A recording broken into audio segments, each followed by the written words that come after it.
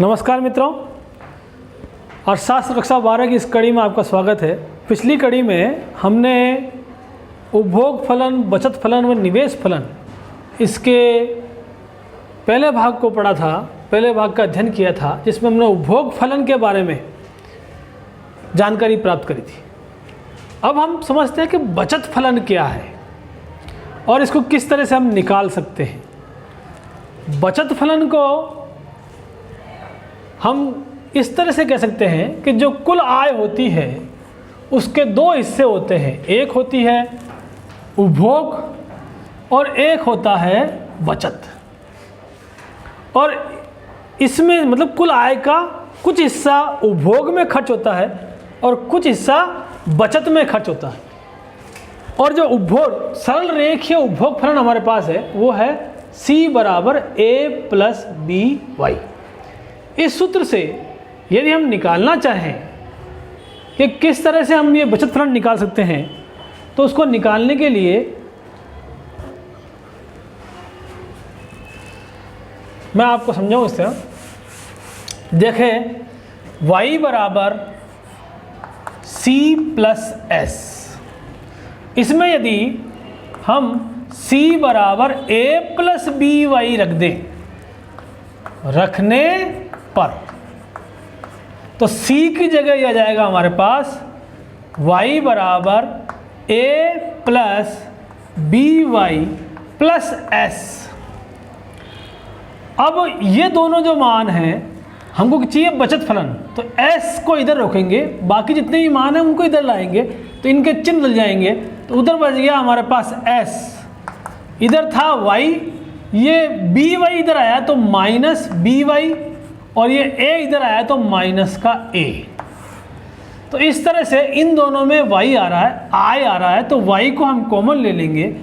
तो ये S बराबर y कॉमन आने पर क्या आ गया, ये 1, यहाँ y एकम y 1 बचा, माइनस B और उधर अपने पास है माइनस A। तो S को हम जो बचत फलन है उसको इस प्रकार लिख सकते हैं, minus A plus y into 1 minus B। तो इस तरह से हम बचत फलन का मान ज्ञात कर सकते हैं। मतलब आय बढ़ने के साथ बचत किस हिसाब से बढ़ती है। हम ये मानते हैं कि आय बढ़ने के साथ बचत बढ़ती है, पर किस हिसाब से बढ़ती है उसको हम बचत फलन से हम समझ सकते हैं। यहाँ A जो है वो वही चीज़ है, स्वायत्त उपभोग, और B जो है वह है स्वायत्त सीमांत उपभोग प्रवृत्ति। अब इसमें हम अगली चीज़ पढ़ते हैं। अगली चीज़ हमारे पास है औसत बचत प्रवृत्ति। जब भी औसत निकालना होता है तो कुल में हम आय का भाग लगा देते हैं। तो कुल बचत में जब आय का भाग लगा देते हैं तो हमें औसत बचत प्रवृत्ति प्राप्त होती है। इसको हम सारणी से देखना चाहें तो देखें, हम यहाँ कुल बचत से आय हमारी 0 है, उपभोग हमारा 100 है, कोई भी आय नहीं है, परंतु जो स्वायत्त उपभोग है वो तो हमें करना ही है, यानी 100 रुपये तो हमें खर्च करने ही पड़ते हैं, वो माइनस में आएंगे। बचत है हमारी, 100 रुपये में उधार लाकर भी खर्च करने पड़ेंगे। और अगर आय बढ़ कर के 100 रुपये होती है तो हमारा उपभोग भी कुछ बढ़ जाता है, यानी 150 रुपये होता है। तो उपभोग हम खर्च कर रहे हैं 150 रुपये और कमा रहे हैं 100 रुपये, तो बचत उधार लाने पड़ेंगे। बचत होगी हमारे पास कितनी, -50। -50 का एक तरह से नुकसान है, तो -50 बचत है। और फिर जब आय 200 होती है तो उपभोग भी 200 हो जाता है। तो इस समय से हमारी बचत कितनी है, 0। जितना हम कमा रहे हैं सबका सब खर्च कर रहे हैं, तो कोई बचत नहीं है। जब 300 आय होती है तो हम 250 खर्च करते हैं, तो 50 रुपये हम बचा रहे हैं। यहाँ से बचत शुरू होती है।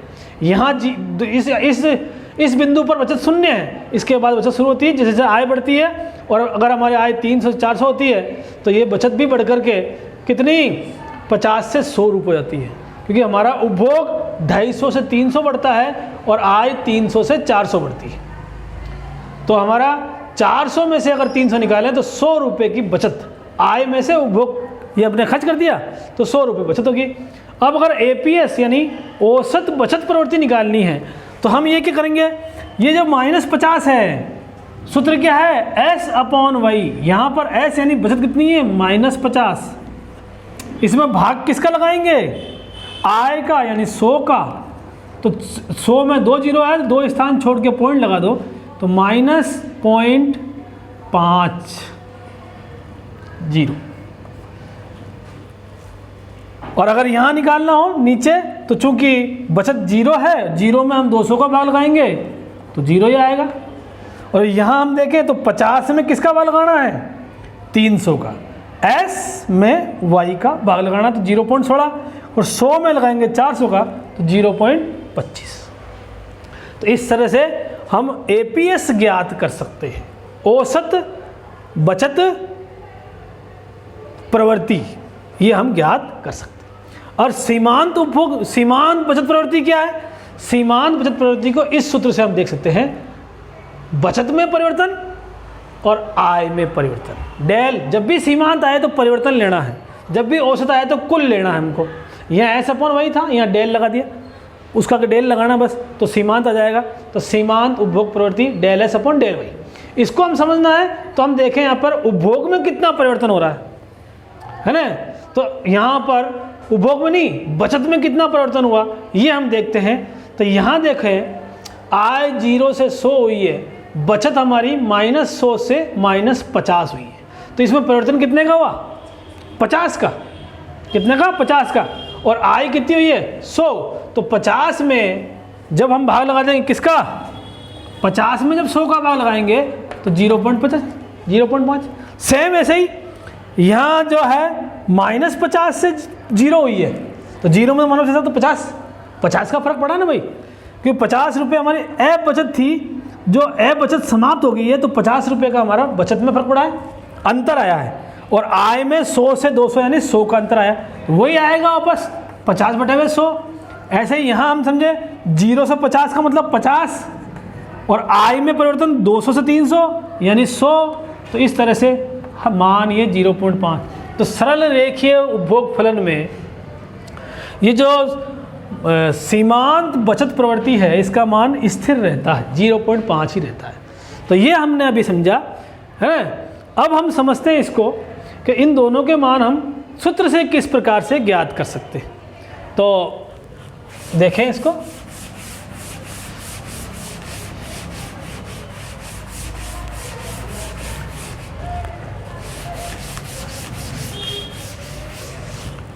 सूत्र समझने की कोशिश करते हैं। देखो, हमने अभी जो आय का सूत्र हमने देखा था, कुल आय 2 हिस्सों में बढ़ती है, कंजप्शन में और उपभोग। अगर इस सूत्र में सभी मानों में हम y का भाग लगा दें, सभी में y का भाग लगा दें, सभी पदों में y यानी आय का भाग देने पर देखो क्या आता है।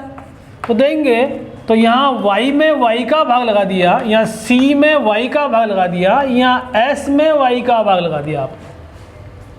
तो y से y करिए कितना है यहाँ पे, 1 c/y, ये आ गया हमारे पास APC, जो हमने पहले पढ़ा था, सीमा औसत उपभोग प्रवृत्ति, C मतलब कंजप्शन।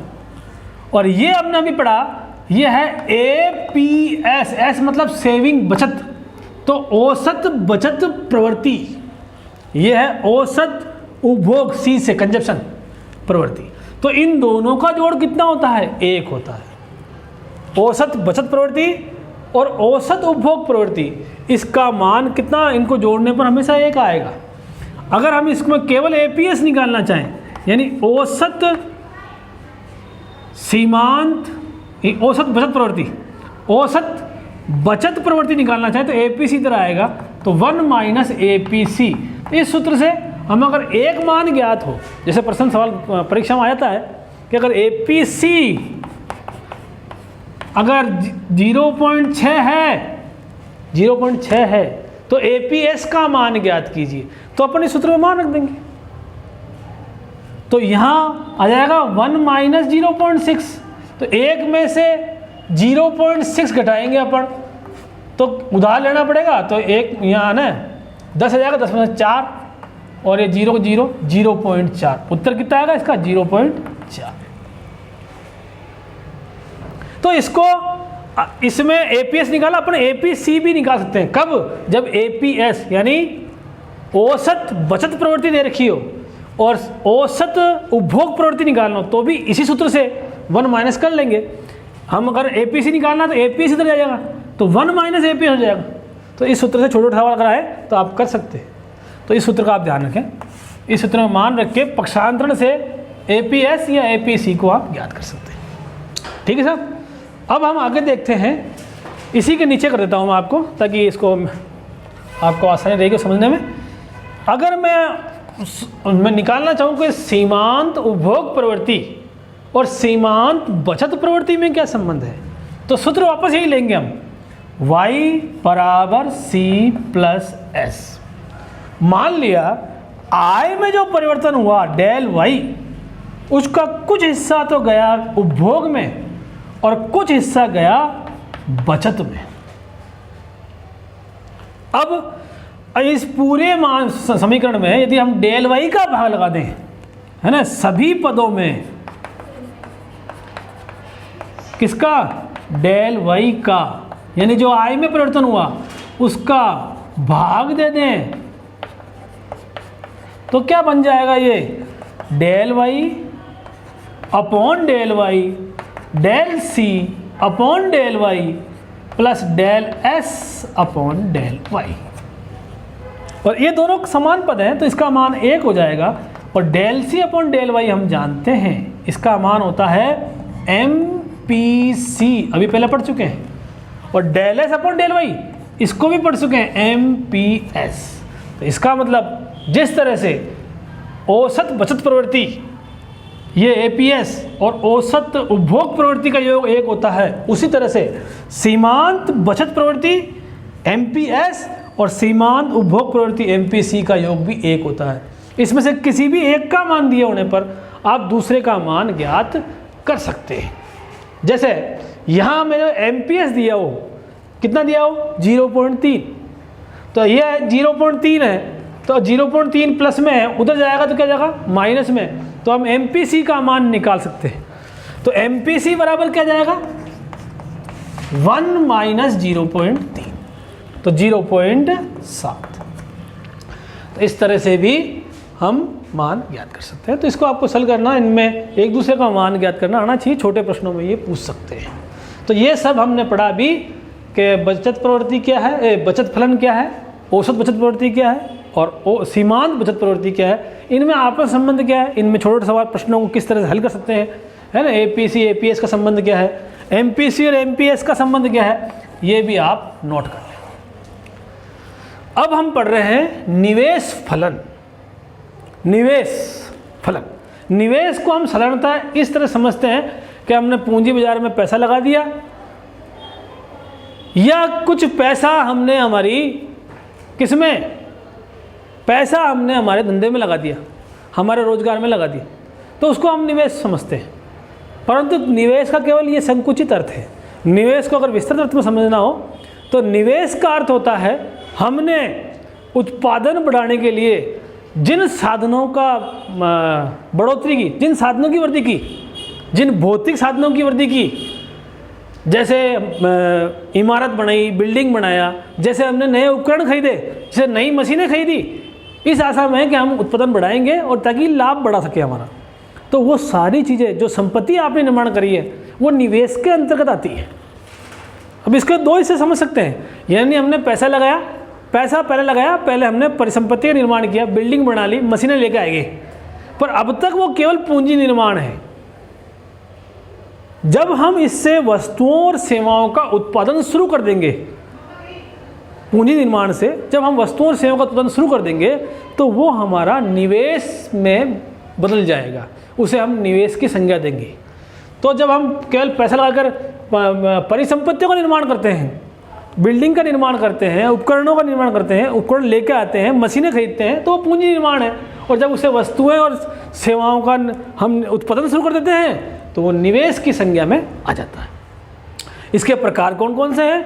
तो निवेश फलन के जो प्रकार हैं वो हम इस प्रकार समझ सकते हैं। पहला इसका आता है सार्वजनिक निवेश, यानी सरकार, जो जनता के कल्याण के लिए निवेश करती है, चाहे बांध बनाना हो, चाहे अस्पताल खोलना हो, चाहे स्कूलें खोलना हो, है ना, चाहे सड़कें बनाना हो, चाहे सिंचाई की व्यवस्था हो, तो ये सब सार्वजनिक निवेश के अंतर्गत आता है, ये सरकार करती है।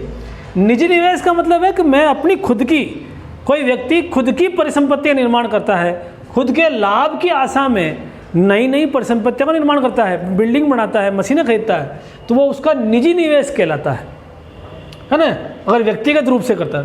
प्रेरित निवेश का मतलब क्या है? प्रेरित निवेश का मतलब ये होता है कि जब मैं लाभ की आशा में मेरी आय के बढ़ने के साथ साथ निवेश को बढ़ाता हूँ, इस आशा में कि चूंकि मेरी आय बढ़ रही है तो मैं अगर पैसा और लगाऊंगा तो मेरा लाभ और बढ़ जाएगा, ठीक है ना, तो वो कहलाता प्रेरित निवेश, जो आपकी आय बढ़ने के साथ प्रेरणा पाता है, जो आपकी आय बढ़ने के साथ बढ़ता है। इसको हम इस तरह समझ सकते हैं, इस चित्र से। यहाँ नीचे क्या है? हमारी आय है, और ये हमारा निवेश है। ये हमारा क्या है? निवेश। और इधर क्या है? हमारा आय। तो देखें इसमें चित्र में, यहाँ पर आय जो OY1 से OY2 होती है, तो OY1 पर निवेश कितना है? OI1, और OY2 अगर आय बढ़ जाती है मेरी, तो निवेश भी बढ़ करके OI2 तक पहुंच जाता है। यानी जहां आय में वृद्धि Y1 से Y2 होती है, आय में बढ़ोतरी होती है, उसी समय मेरा निवेश भी बढ़ जाता है I1 से I2 इतना। तो यह कहलाता है प्रेरित निवेश। एक होता है स्वायत्त निवेश। स्वायत्त निवेश वो निवेश है जो मेरी आय, मेरे लाभ, है ना, मेरी बचत पर निर्भर नहीं करता है, वो मुझे करना ही होता है। जैसे जो सरकार निवेश करती है, अब सड़कें सरकार को बनानी है ना, बांध बनानी है जनता कल्याण के लिए, है ना, सड़कें, बांध, सिंचाई की व्यवस्था, ये सब चीज़ें क्या है? ये सब हमारे स्वायत्त निवेश के अंतर्गत आते हैं। इसमें आय का कोई प्रभाव नहीं पड़ता। इसको इस रेखा चित्र से हम समझ सकते हैं। यहाँ देखो, ये एक्स अक्ष के समांतर निवेश है IA, स्वायत्त निवेश।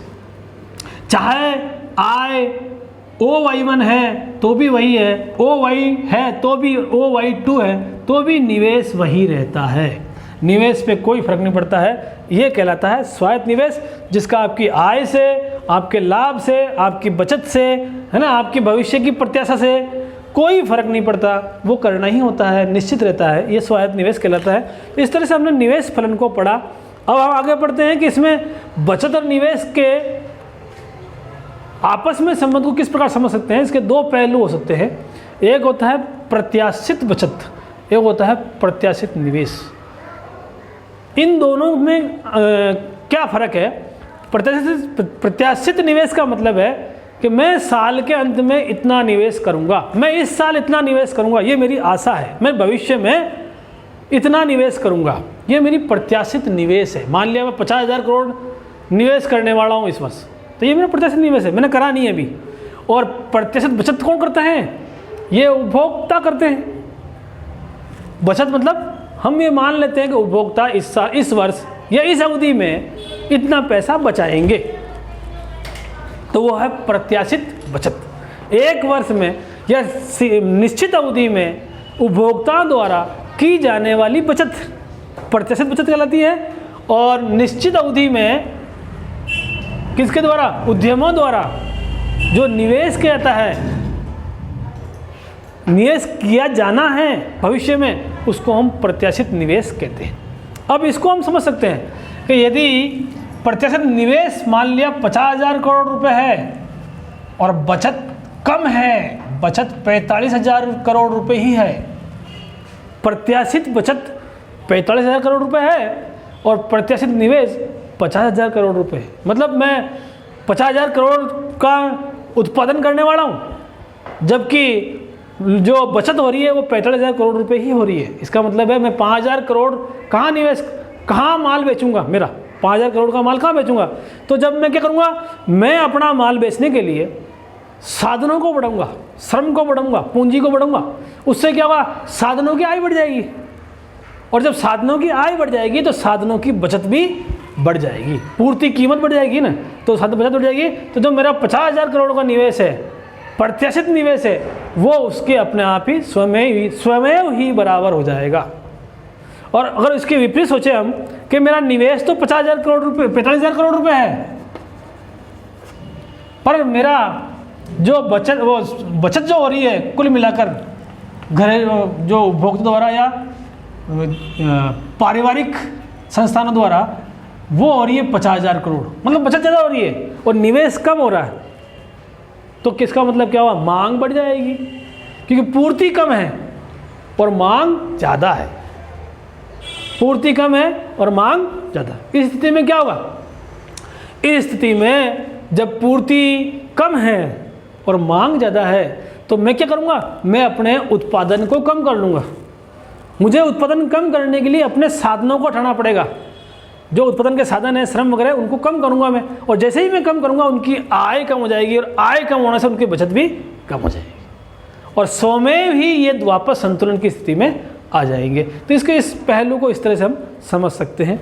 अब संपादित बचत का मतलब है जो वास्तविक बचत निश्चित समय अवधि में की जाती है उसे हम संपादित बचत कहते हैं। जो भी उपभोक्ता द्वारा या पारिवारिक संस्थानों द्वारा,